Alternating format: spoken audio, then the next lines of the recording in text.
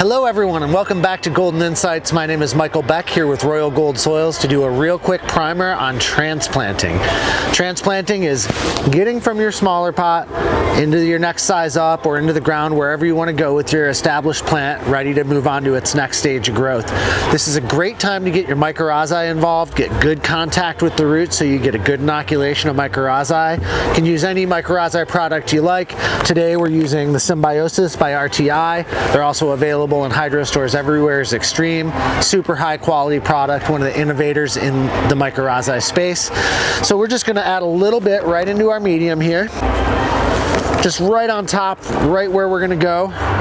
One of the key things about transplant is you want to disrupt your roots a little bit, not a ton. You don't want to shock them and destroy them, but you want to get a little bit roughed up so that they have somewhere to go and want to push it to the next stage of growth.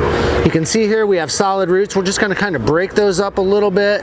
We've got our Mycorrhizae just right in the top bit of the soil so they get good contact with the roots. We're going to pop that in there.